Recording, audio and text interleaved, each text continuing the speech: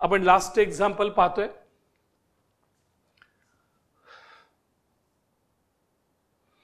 या ठिकाणी page 80 problem set 2 मधलं 14वं एक्झाम्पल आपण पाहतोय. लक्षात घ्या 14.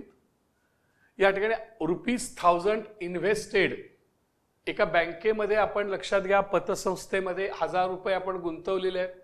10% सिंपल इंटरेस्ट आहे. या ठिकाणी लक्षात घ्या ह्याला जी अमाऊंट आपण इन्व्हेस्ट करतो त्याला प्रिन्सिपल अमाऊंट म्हणतात.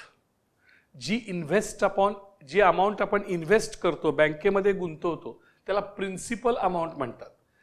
जो रेट ऑफ इंटरेस्ट आहे रेट ऑफ इंटरेस्ट ह्याला आपण आर म्हणतो. रेट ऑफ इंटरेस्ट बरोबर sir. Check at the end of every year प्रत्येक वर्षी म्हणजे त्याला एन म्हणतात sir. N is equal to 1.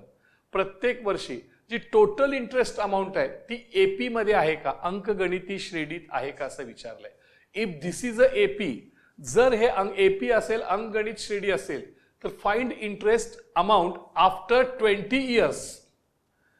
Interest amount after 20 years काढायचं आहे. लक्षात घ्या सर टोटल अमाऊंट नाहीये.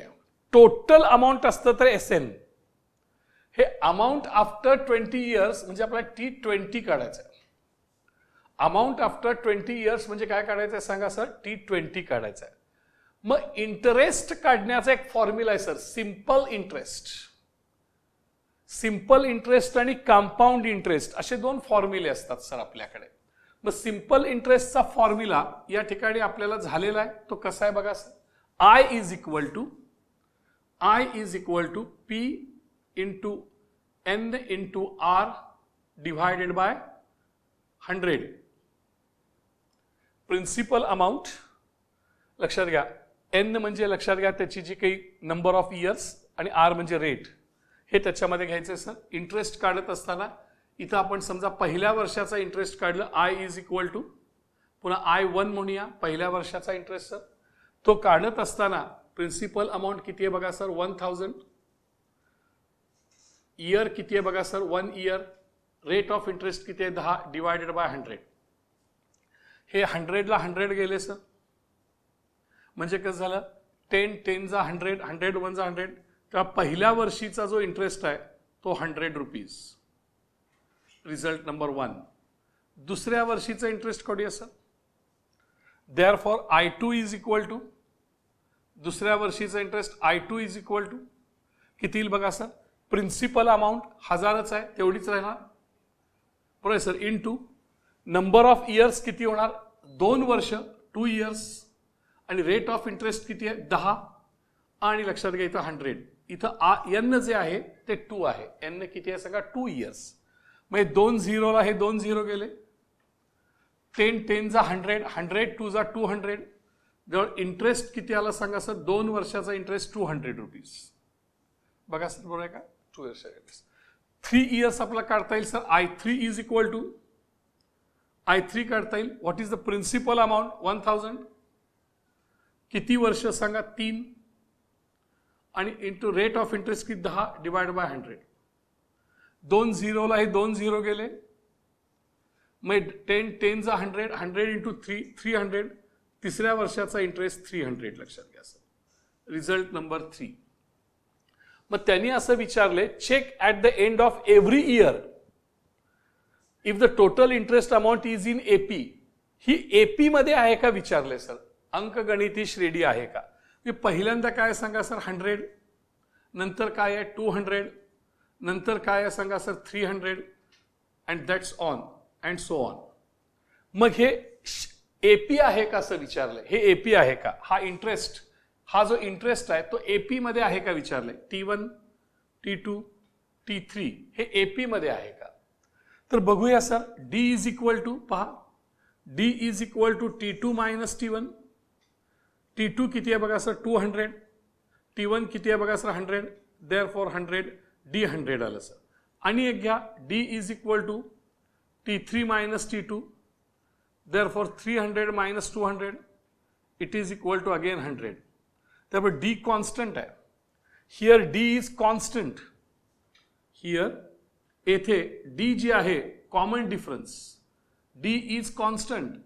D ही लक्षात घ्या स्थिर आहे. Therefore this terms are the total interest amount is in AP. ही जी इंटरेस्ट अमाऊंट आहे ती लक्षात घ्या कशी आहे सांगा सर, एपी मध्ये आहे. हे कॉन्स्टंट डी कॉन्स्टंट आहे, त्यामुळे total interest amount is in AP. Therefore total interest amount का interest amount is in AP. ही अंकगणिती श्रेणीमध्ये ही जी इंटरेस्ट अमाऊंट आहे 100, 200, 300, 400, 500, 500, 600 इज इन एपी. ह्याचं उत्तर झालं.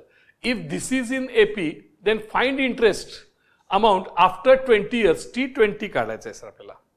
आता काय काढायचं आहे सांगा सर, T20 काढायचं आहे. हे पहिलं उत्तर झालं सर. त्यांनी विचारलेलं होतं की या ठिकाणी check the end of every year if the total interest amount is in AP. ही इंटरेस्ट एपी मध्ये आहे का, तर आहे, कारण डी कॉन्स्टंट आहे. हा उत्तर झालं. आता आपल्याला सांगितलं की find interest amount after 20 years. T20 काढायचं आहे sir. Then formula we should use sir. TN is equal to A plus N minus 1 into D. T20 काढायचं आहे. N च्या जागी 20 घाला सर. A प्लस N च्या जागी 20 घाला सर. बरोबर सर. आता या ठिकाणी लक्षात घ्या A ची व्हॅल्यू घाला. What is the value of A? आपण लक्षात घ्या T1 लाच A म्हणतो. T1 ला A म्हणतो. म्हणजे sir A is equal to 100 plus 19 into D ची व्हॅल्यू. डी ची व्हॅल्यू पुन्हा 100. म्हणजे किती झाली बघा सर, 100 प्लस 1900 म्हणजे किती झाली सांगा सर, 2000. म्हणजे त्यांनी सांगितलं की interest amount after 20 years is ₹2000. हे दुसरं उत्तर लक्षात घ्या. इंटरेस्ट अमाऊंट इथं दिलं बघा सर, लास्ट उत्तर. Interest amount after 20 years. Interest amount after 20 years